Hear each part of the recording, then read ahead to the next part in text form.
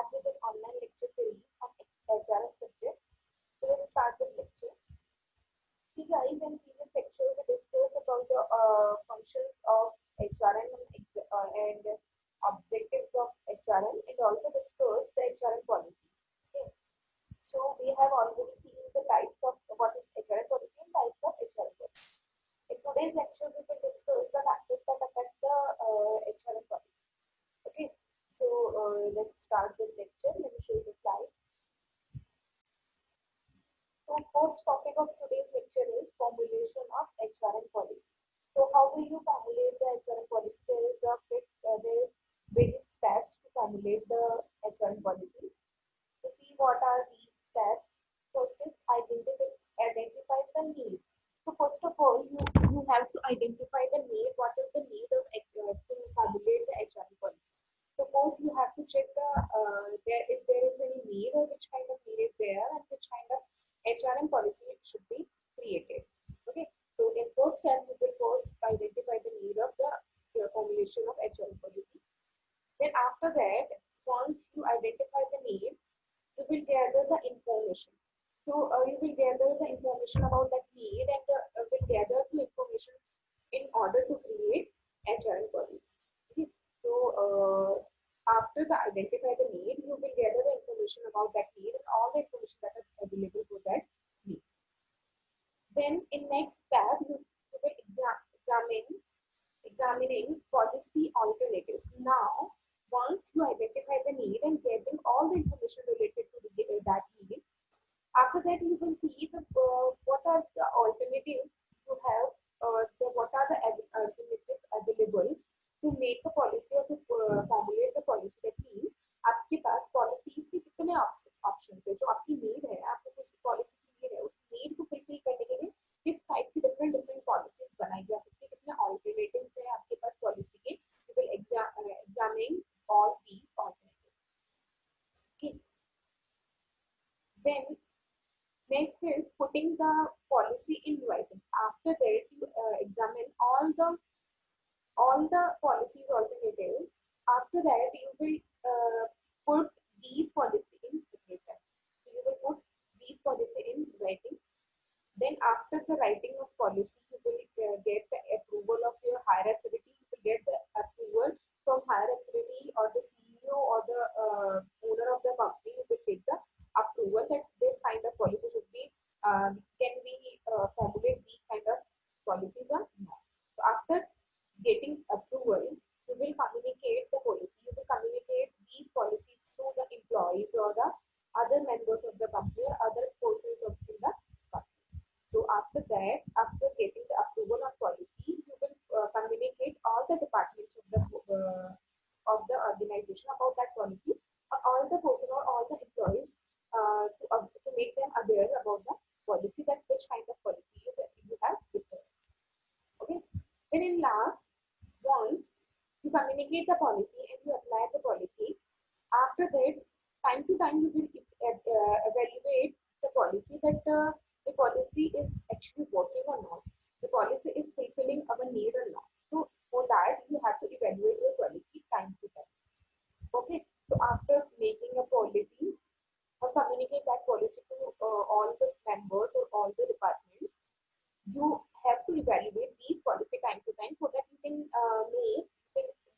be aware about that if these policies are working properly or not, these policies are fulfilling our need or not. We will evaluate these policies. So these are the 5 or 6 steps for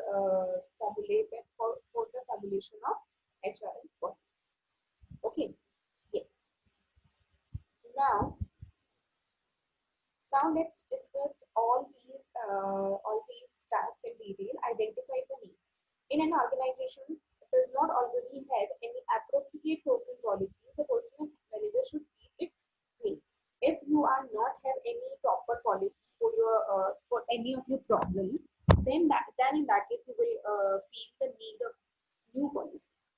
Okay.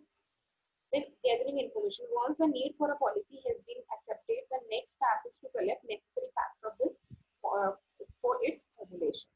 After then examining policy alternatives. On the basis of data collected, alternatives are appraised in terms of their contribution organizational objectives. So according to your organizational objectives or according to your needs, is there any alternatives available for policy? If yes, then you will select the best alternative or the best policy. Okay, after then you will put these policy in writing. After the necessary information has been gathered and the alternatives examined, the HR department can begin the actual work and of formulation the written expression of the company's HR policy. So after gathering all the information, then HR department would start to write their policy and would start to formulate their policy. After the writing of the policy or the formulation of policy, HR department will give the approval. So HR department should send the policy draft to the top management for its approval. After then communicating the policy, after getting the approval of the top management, the policy should be communicated throughout the organization. Then evaluating the policy. From time to time, the policy should be evaluated in terms of experience that those who be it who use it and those who is affected by it. So time to time you have to evaluate that these policies are working properly or these policies which who are using these facilities or these policies and whom these policies is getting impacted. Okay. So all these things you have to do under the formulation of HRM policy. All these steps have to be taken.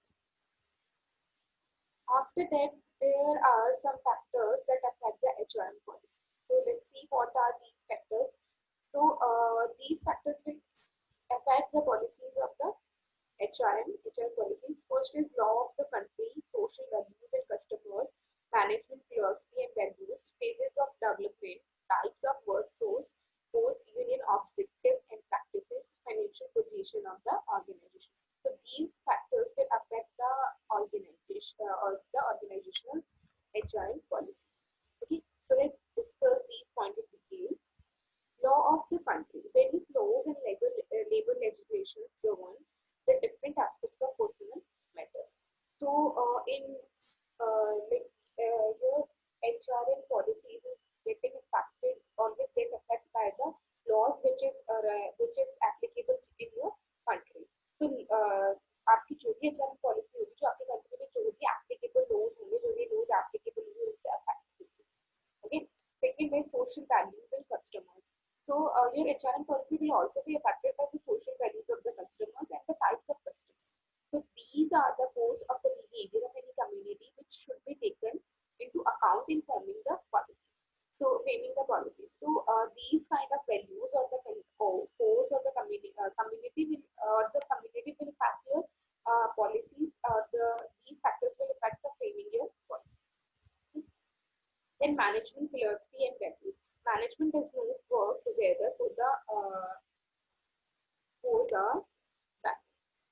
length of the time without clear goal philosophy and set the values which influence their actions of matters in concern of the workforce. So see your management policy or your HRM policy will also be affected by the philosophy that is using by the management. Okay, so the philosophy which is used by the management or the values which is followed by the management, the values of management will also affect your HRM. Then stages of development. So there is various stages of development. There may be a developing stage, a developed stage, and all these stages. So each stage will affect your HRM policy. So all changes such as size of the operation, scale of technology, functions in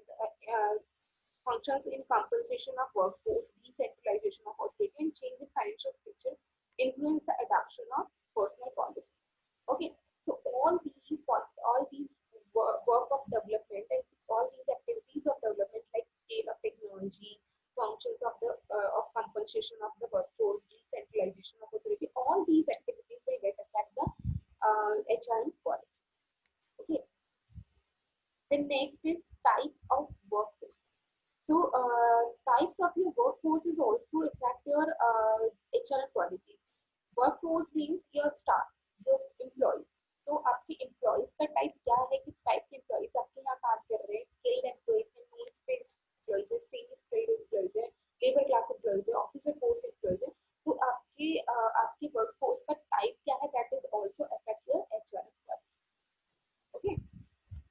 these are some kind of policies. These are some factors who affect the policies of the HRM policies. Okay. Yes. Now, just wait for a second. Yes. Next topic is HRM in globally competitive environment. Globally competitive environment, as you can see, कि आपने देखा होगा आजकल market में कितना competition है. तो उस कंपटीशन में ग्लोबली कॉम्पिटिटिव एनवायरनमेंट में एचआरएम कैसे स्टैंड करता है, which is called HRM globally competitive environment. So अब हम पढ़ेंगे कि एचआरएम कैसे एक्टिव होता है अंदर, कैसे हेल्प करता है कंपटीशन को फेस करने में. ग्लोबली कॉम्पिटिटिव एनवायरनमेंट है, उसमें सर्वाइव करने के लिए एचआरएम की क्या रोल है. Okay. So see, with the increase in competitive locally or globally, organization must become more adaptable, resilient, and agile, and customer focuses succeed. Currently, many companies recognize the growing importance of human resource. So, with the increase in competitive global competitive competition locally or globally, तो देखिए आपका competition है वो continuously आपका increase हो रहा है, चाहे वो लोकल मार्केट में हो चाहे ग्लोबल लेवल पे, चाहे लोकल लेवल पे चाहे ग्लोबल लेवल पे हो, आपका कंपटीशन अभी बहुत इंक्रीज हो रहा है. एक ही इंडस्ट्री में there are many brands and many shopkeepers और many like many brands you can say. एक ही प्रोडक्ट के अगर आप देखोगे, अगर हम मोबाइल की बात कर रहे हैं, तो there is n number of brands available there. तो जो ज़्यादा कम पैसों में ज़्यादा अच्छे फीचर्स देगा, कस्टमर डेफिनेटली उसी के प्रोडक्ट को परचेज करेगा. ओके. तो इस कॉम्पिटिटिव एनवायरनमेंट में एचआरएम कैसे हेल्प करता है आपको सर्वाइव करने के लिए, that is called HRM global competitive environment. So, with the increase in competition locally or globally, organization must become more adaptable. आपके ऑर्गेनाइजेशन कैसे होनी चाहिए, जो more adaptable मतलब जो नए चेंजेस आते हैं उनको अडेप्ट कर सके. resilient का मतलब होता है कि ऐसा कोई ऑर्गेनाइजेशन, ऐसा पर्सन जो चेंजेस को बहुत जल्दी और क्विक वे में एप्लीकेबल करता है. ओके. एंड देन एजल का भी सेम मीन होता है. एजल एज लाइक आप कितना जल्दी किसी चीज को अडॉप्ट करें, दैट इज कॉल्ड एजल. So able to move quickly, you can say agile means you are able to move quickly. So आपको कोई भी जो कॉम्पिटिटिव एनवायरनमेंट है इसमें सर्वाइव करने के लिए एक ऑर्गेनाइजेशन को अडेप्टेबल होना चाहिए, रेजिलिएंट होना चाहिए, एजाइल होना चाहिए, and customer focus, that is succeed.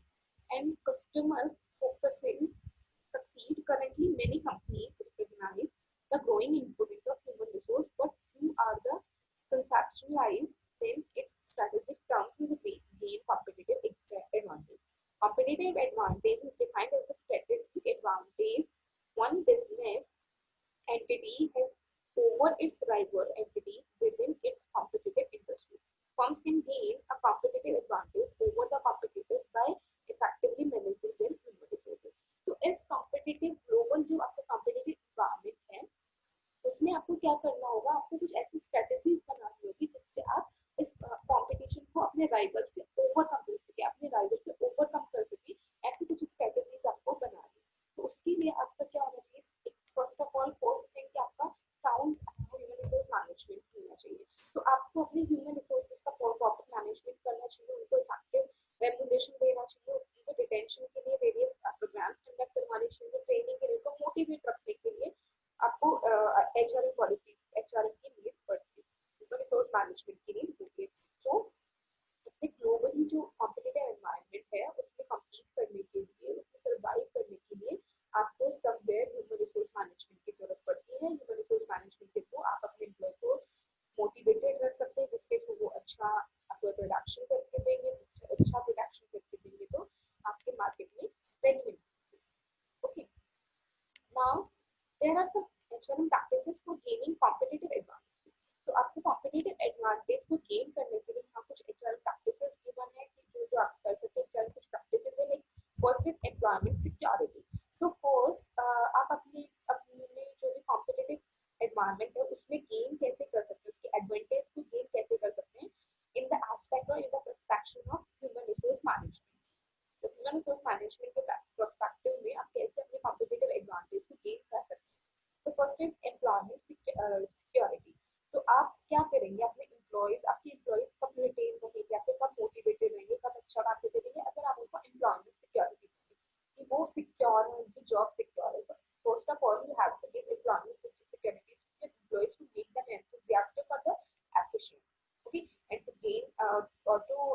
achieve the competitive advantage.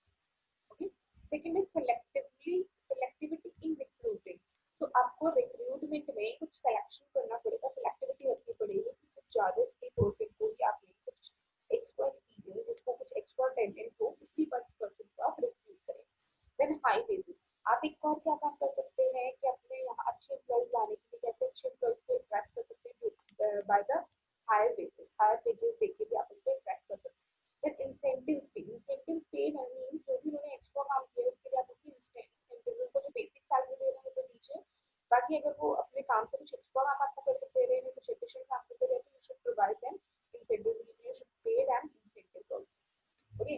Then employee ownership. Employees को भी कुछ ना कुछ ओनरशिप देनी चाहिए. ओनरशिप मतलब जो उसको काम करने हैं उसको अपने तरीके से कर सके. एंड रिजल्ट आपका ऑब्वियस आपके ऑब्जेक्टिव के अकॉर्डिंग होना चाहिए, बट उनको इतना फ्रीडम देना चाहिए, ओनरशिप एक तरीके से ओनरशिप देनी चाहिए उनको खुद के काम की. ओके.